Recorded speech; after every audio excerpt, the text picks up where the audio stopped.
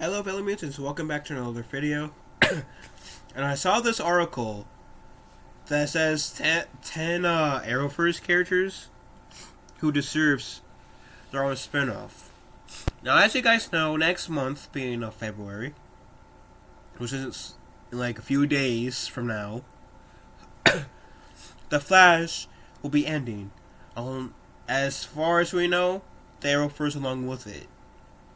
So I thought reading this article could be a fun thing to read. To see, okay, what top 10 Arrowverse characters deserves their own spin-off. So let's read, shall we? The CW's Arrowverse is a TV universe that spans multiple series over the course of more than a decade, telling the stories of numerous heroes and villains alike. With the Arrowverse seemingly coming to an end with the Flash's final season, each character left behind a character or two would be continue the story. Rather good or bad, these characters stand out due to their abilities to captivate audiences. Now, the popularity of these Arrowverse characters makes them perfect candidate for spin-offs, especially when they may never be seen in another live-action series again. The Arrowverse was notorious for bringing minor characters to new heights. These changes in development may never have happened if it wasn't for the stories they told, and could continue to tell. So first they are talking about Elongated Man, Ralph Dibny. Ralph Dibny, otherwise known as Elongated Man, joined the... Now my laptop wants to be a pain. Joined the Flash... Ralph Dibny, otherwise known as Elongated Man, joined the Arrowverse in the Flash 4th season. A former police detective of the CCPD, Dibny is just finding his way back into good public opinion when he joins the team at Star Labs. Fans took Dibny due to his outgoing personality and his growth during his short time on the show. Dibny showed off his detective skills when he managed to find Sue Durbin, who was pretending to be missing. The pair left the show together when Hartley Schroyer, who played Elongated Man, was fired. But the romantic duo could return with a new actor playing Ralph thanks to Elongated Man's powers. Good. I mean, even in the final season they could. But I feel like that would be someone to stop to a face, because what happened to Hartley Schroyer is that he made a tweet like some times ago. Some people took offense to that, but they didn't take into accountability that this was a tweet a few years back. That this tweet was like people can change, people can grow. They didn't take into consideration that, okay, maybe Hartley Schroyer did change for the better, did grow. That tweet was in bad faith, bad taste. But did he grow? Did he change for the better? I would like to think he did. I am a big advocate that people can change for the better, and I honestly feel bad for Hartley Schroyer. I mean, sure, should he made that comment? Probably not. But like I said, people can change, people can grow. There are multiple cases that, like, in the world that people change for the better. Robert Downey Jr. is one of them. He was involved with some shit. He put his shit together, and it was Jon Favreau pretty much had a fight to have Robert Downey Jr. to be casted as Iron Man. And guess what? Now Robert Downey Jr. is like one of the most beloved people in the world, due to the fact that he was Iron Man. So my point is, people can change. People can grow. before canceling or firing someone over like statements a few years back, should ask yourself, has this person changed? See if this person has changed. And before like start going out of your way to cancel that person.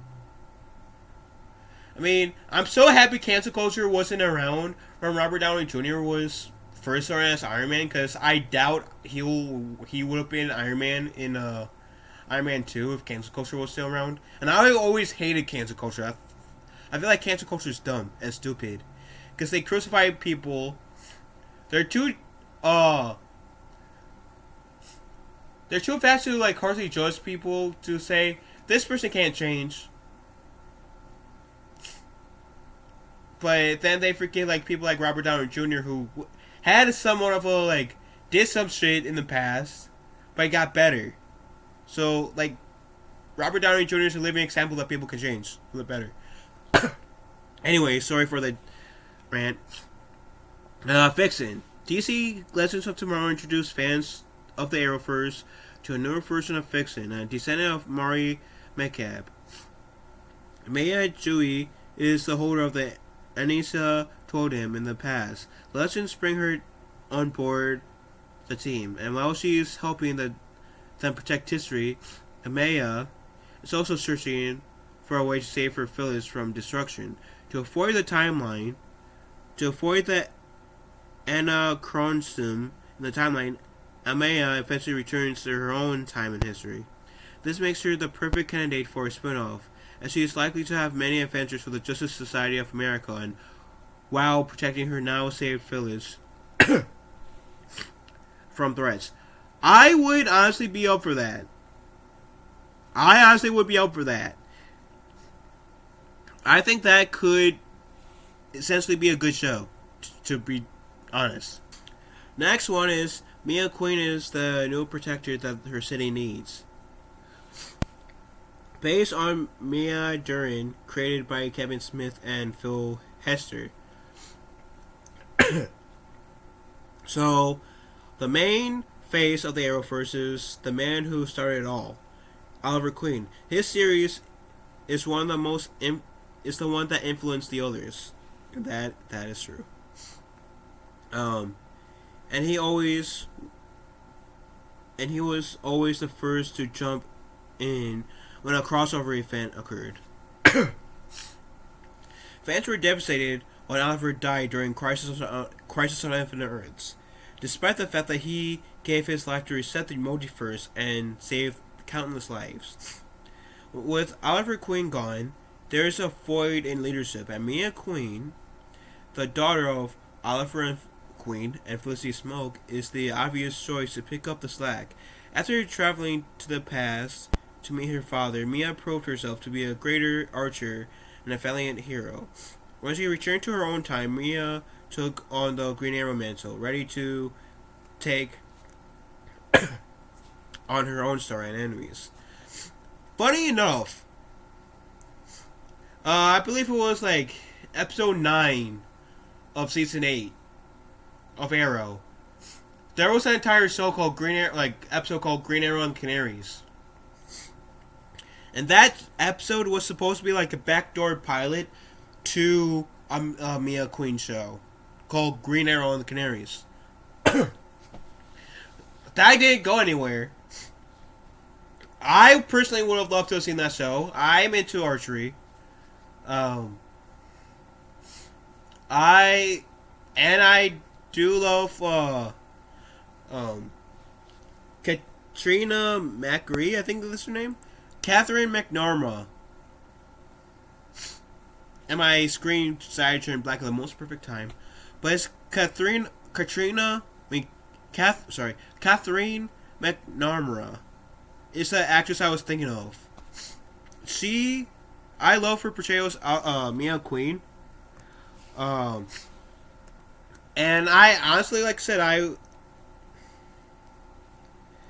I think I even made a video relatively recently, which I will put in the pinned comment, in the other than pinned comments, or the description of me making that video as well, where even Catherine was saying that she wants she wants to know what happened to how does she save William, her brother. I have this limited series of her essentially rescuing her brother. I think that could be a good cool a good I think making that into a limited series would be a good thing, because they did kind of leave that in a cliffhanger, and that could having a limited series, giving fans who are interested in does Mia rescue William, and what are some of her adventures in as the Green Arrow happen.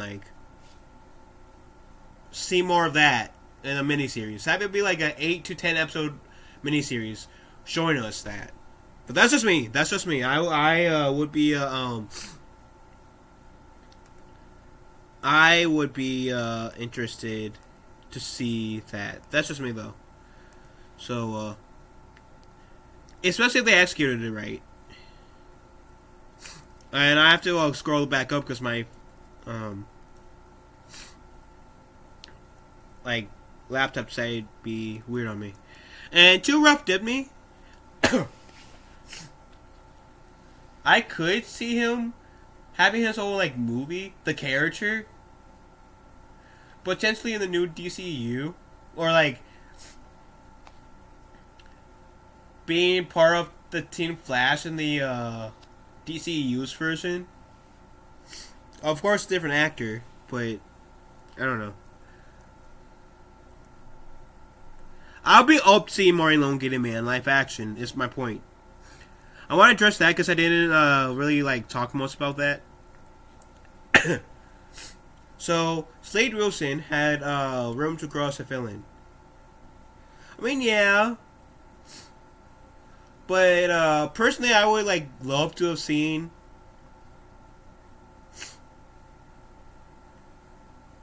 anti-hero maybe. How they left things off with Slade Wilson, unless if they do a show about one of his sons trying to live up to the Deathstroke mantle that their father created, then yeah, I can see there being a Wilson Deathstroke show. But I can't really see it with how they left things off with Slade Wilson in I believe it was season 6 of Arrow. I can't really see him being a villain, per se. At least where they left him off. Like a mercenary anti-hero maybe, but not as a villain at this point. Anyways. If DC is looking for another dark and gritty television series, a spin-off starring Slade Wilson could be the way to go. The mercenary assassin is originally the mentor to Oliver Queen when he's shipwrecked and the beginning of the Arrow. This allegiance comes to an end when Oliver chooses to save Sarah Lance over Shadow, which causes Slade to swear vengeance on Oliver. And that's true. I can see where they're coming from. I don't think I will exactly like them to go back in time, per se. I mean, I feel like season 2 flushed out Deathstroke being a villain or Slade Wilson being a villain pretty good, in my opinion. And season 2 is debatably the best season of Arrow. And I think that I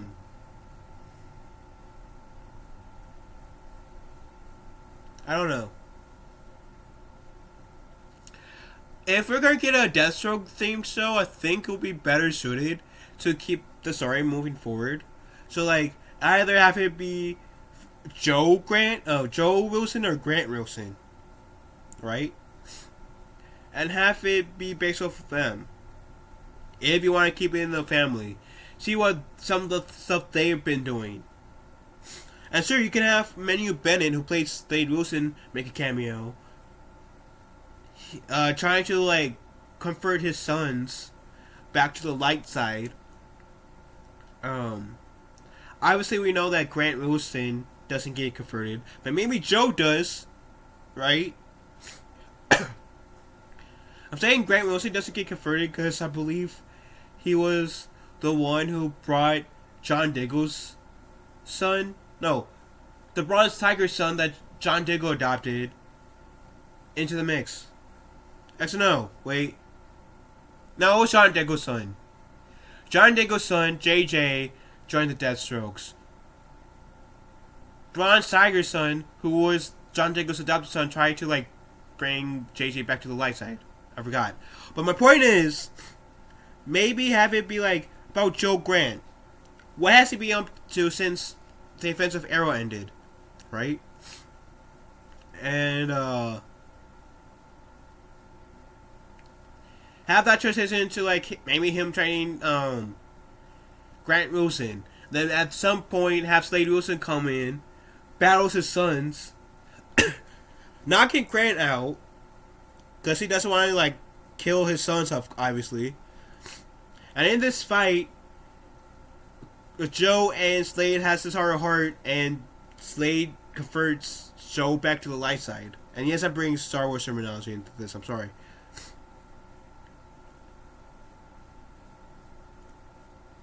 But like Slade Wilson going back in time to when he was like overcome with a Mirakuru, I don't think it's necessary because, like I said, season 2 of Arrow showcased that pretty well, and they even had him like in the flashbacks. I believe in season 6, they showed how like a tad bit more of that, not too much, and I also enjoyed that too. So season 5 or season 6, I forget what season. I think it was season 6, or it's a season I'm referring to, the flashbacks of Slade and Joe. But my point is, yeah, I can't really see that happening.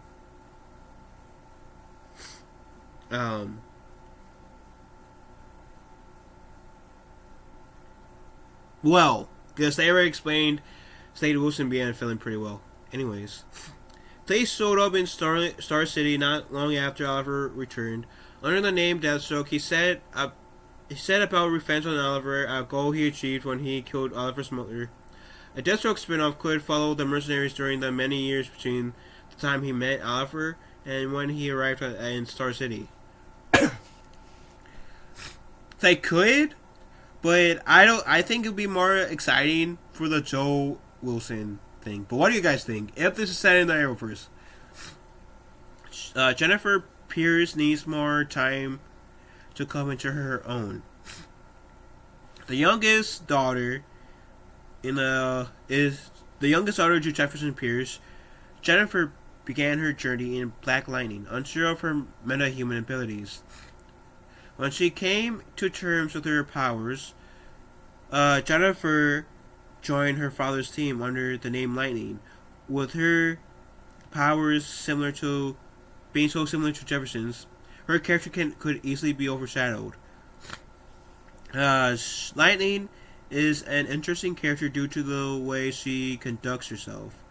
She navigates stopping crime as if she's a vigilante, not a hero, which reflects to how the press perceives her. This shows that she may have more to learn, and DC is filled with vigilantes reconsidering their actions. Jennifer Pierce could use a spin-off to further comment her own as a hero. And I do remember them talking about a Painkiller show that never took place. On one hand, I would have watched it, but on the other hand, I said, does a Painkiller show really need to happen? I don't know. I think that Painkiller could have been in the Lightning show, to be honest, if Lightning show was around. But I don't know how that would have worked, because China Anne McClain retired, And sure, you can recast like how he recasted Sarah Lance, but you can only have so many recasting in the Arrowverse before it gets like old and tiring, if that makes sense. Luke Fox is following the Batman legacy. Batwing, who's this Batwing? Luke Fox. Crap. Oh, there we go. Luke Fox utilizes most of his time in Batwoman helping Kate Kane and Ryan Wilder with their vigilante work. His skills with technology made him the perfect person to help make gadgets for everyone who takes on the mantle of the Bat. And in the later seasons of the series, Luke chose to leave the lab and get in on the action. Luke ends up fighting the Batsuit. Crap. Come on, laptop. Lucius had made for him. He uses the suit to become a vigilante and take on the name Batwing. Luke isn't the character often seen in the DC media, and a spin-off could allow him to continue the Batman legacy while honoring his own narrative. As long as it's not as long as the people who made Batwoman isn't behind this, I'll be fine. Because Batwoman was Kate Kane, we couldn't get 5 seconds without being remembered she's a lesbian. Ryan Wilder, we couldn't survive 5 seconds without being reminded that she's a lesbian or black or both. The show couldn't resist every 5 seconds saying, yeah, they're lesbians. And I don't to be clear, I don't have any issues with same-sex relationships. It's just I don't want that to be thrown in my face every 5 seconds. Oh yes, let's bang here. Every 3-4 episodes, let's bang. I don't need to see that in my shows. Anyways, Ray Palmer is one of the most beloved characters in the Arrowverse. That's true. One of the most well-loved characters in the Arrowverse is Ray Palmer. Ray Palmer takes on prominent roles in the multiple series, including Arrow, The Flash, and most notably, Legends of Tomorrow. His bubbly and outgoing personality sets him apart from his fellow heroes, and he always finds the silver lining in the darkest situations. Ray is given an abrupt exit from his Arrowverse leading role during Legends of Tomorrow 5th season. While his character is given a happy retirement with his newly married wife Nora, fans were devastated to see him go. Blah, blah. A spin-off could show what his life is like and how he utilizes his intelligence and optimism to make the world a better place. Last time we saw Ray Palmer was in The Flash. I believe it was season 7. And I have to say, Ray Palmer was one of the best parts of Legends of Tomorrow to me.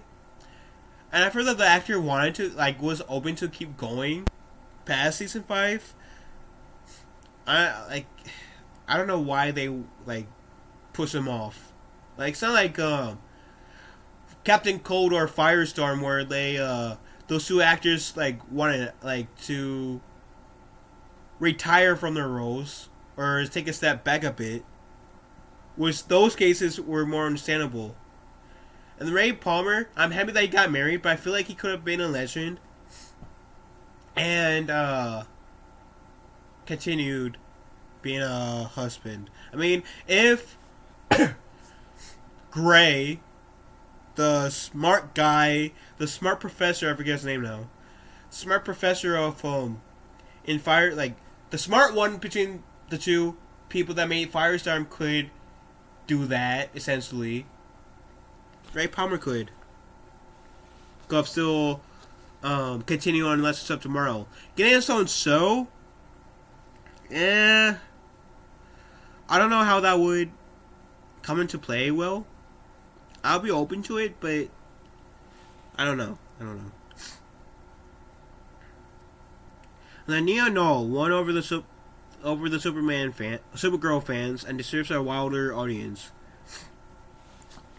Originally a reporter and political speechwriter, Nia Noel follows in Supergirl. Excuse me. Follows in Supergirl's footsteps when she embraces her power and takes on a masked alter ego.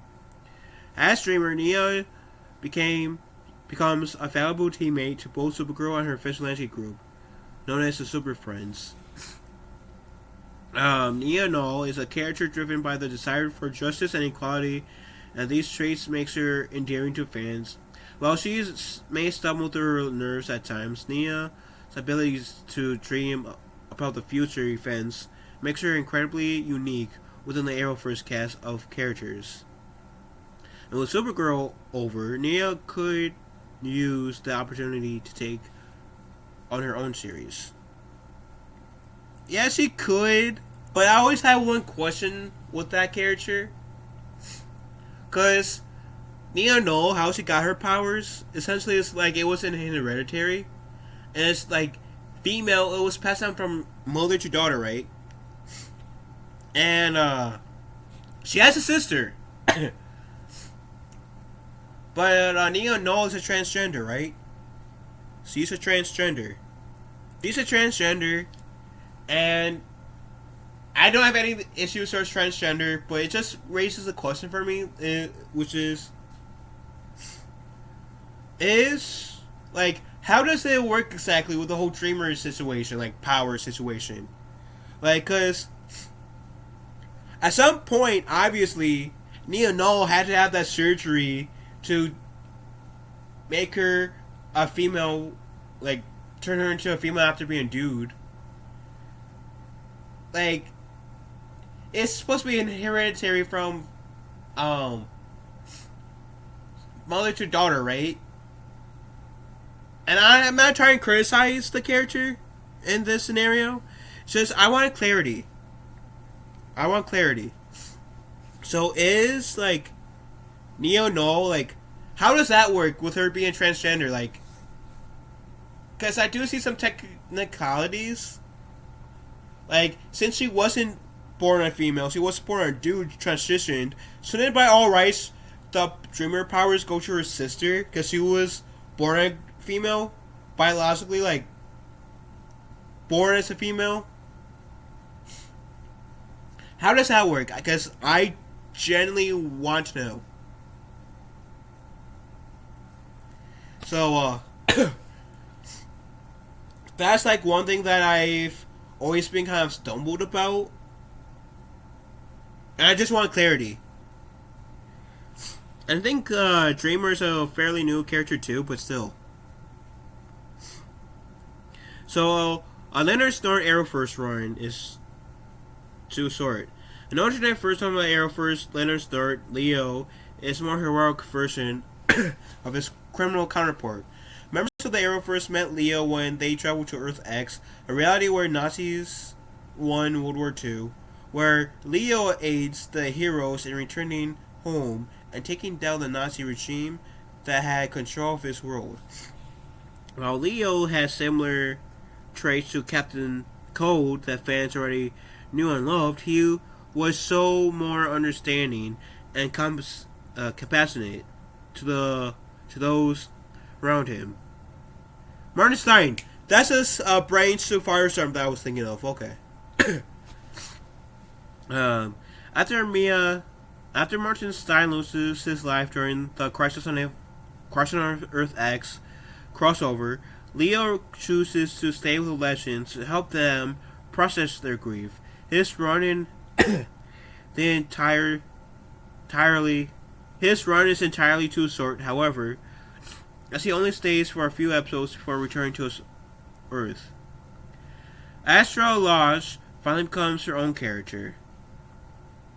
Fans of Hellblazer comics know that Astro Lodge is a little girl that John Constantine condemns to hell, While the event was an accident, it catapults him into a life of exorcists and demonologists. The Arrowverse version of the Constantine shares a similar story, but in Legends of Tomorrow, Astra's character is utilized. While Astra need to be saved, she is eventually convinced to join the Legends. This is the first time her character is given a life of her own, and she strives to become a better person while forging meaningful friendships. A spin-off with Astra could go anywhere, but her character seems to have a knack for changing the world through both magic and well-meaning manipulation. And there's no more characters after that. I mean, Astra was okay. I never really got attached to the character. But she's okay. The characters that I agree with, that I can see potentially have a spin-off show, is potentially Elongated Man. Potentially. Vixen, I can see. Having that greater probability. Would love to see the Mia Queen getting her own show. Slade Wilson, I can't see that lasting long. Now Grant Wilson or Joe Wilson, that's a different story. And having Manu Bennett make a cameo as Slade Wilson could be a good thing. Could work. Jennifer Pierce as Lightning. Maybe.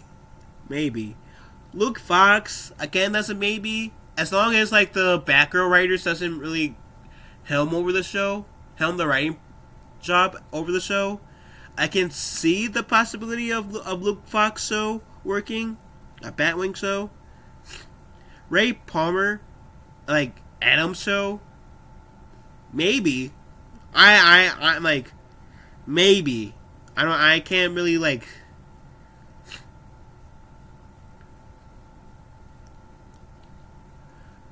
I don't know. I'm not like. I'll be open to seeing the Ray Palmer show, but I don't know how well that will work. So I'm kind of like on the fence about that. Even though I do love the Arrowverse Ray Palmer, to be honest, but being starting this like own show called The Atom, I don't know. It could work, but I don't know. Dreamer show, maybe. Leo Snort, that's one also maybe. A bit bigger maybe than the Dreamer show, I will feel like, in my opinion. Astra. Me personally, I probably like, with how like I wasn't that attached to the character, so I'm gonna say maybe as well. I don't know. So those are the 10. Do you guys agree with any of these or no? Let me know in the comment section down below. Love you guys. Have a wonderful day. Be kind to one another. I will talk to you fellow musicians later.